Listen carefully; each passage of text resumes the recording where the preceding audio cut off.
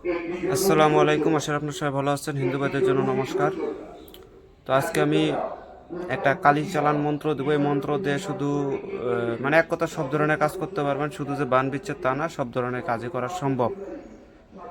তো এই মন্ত্রটা মুসলমানি মন্ত্রও বলে, আবার হিন্দু মন্ত্রও বলে, কেননা এখানে হিন্দুর কথাও আছে এবং মুসলমানের কথাও আছে মন্ত্রটার ভিতরে। কালেমার মন্ত্র এটা।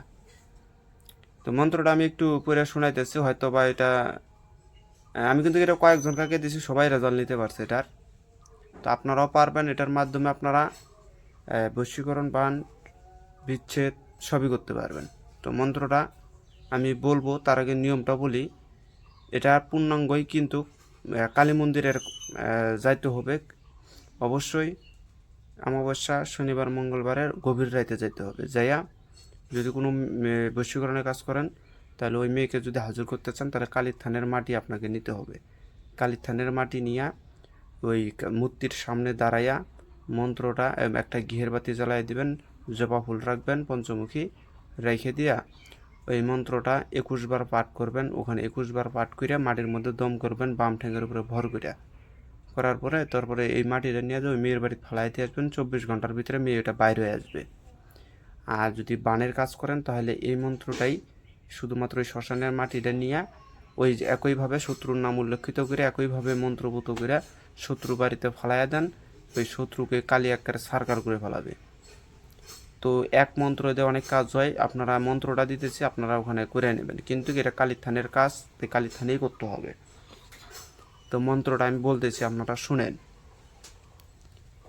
কাল কাল কালিয়া তকদমুস সালিয়া লা ইলাহা ইল্লাল্লাহু, অমুকের বেটা অমুকে মারানোর জন্য মানে এখানে যদি আপনারা যদি মানে বশীকরণের কাজ করে, তাহলে অমুকের বেটা অমুক, অমুকের মেয়ে অমুক, না অমুকের বেটি অমুক, অমুকের ছেলে অমুকের কাছে হাজির না করিব, দোহাই লাগে মোহাম্মদের মাথা খাবো। আবারও বলতেছি, কাল কাল কালিয়া তকদমিস সালিয়া লা ইলাহা ইল্লাল্লাহু, অমুকের মেয়ে অমুক, অমুকের ছেলে অমুকের কাছে হাজির হাজির না করিব, মোহাম্মদ সাল্লাল্লাহু আলাইহি সাল্লামের মাথা হব। এটা পূর্ণাঙ্গটাই একটা কালেমা, শেষে শুধু কালীর নামগুলা উল্লেখিত আছে। এটা আমিও করছি, আমারও কয়েকটা শিষ্যকেও দিচ্ছি, তারাও রেজাল্ট নিতে পারছে এটা দিয়া। হয়তো আপনারা জানেন না যে কালীটা কে, যদি চিনতেন তাহলে অবশ্যই এগুলো কেউ ভেদাভেদ করতো না। এবং আমরা কোরআন শরীফের ভিতরে আমি এটাও দেখছি, কিছু কিছু আয়াত উল্টা করলে পারে কৃষ্ণের হিস্টোরি বাইর হয়, কিছু কিছু আয়াত উল্টা করলে এই কালীর হিস্টোরি বাইর হয়।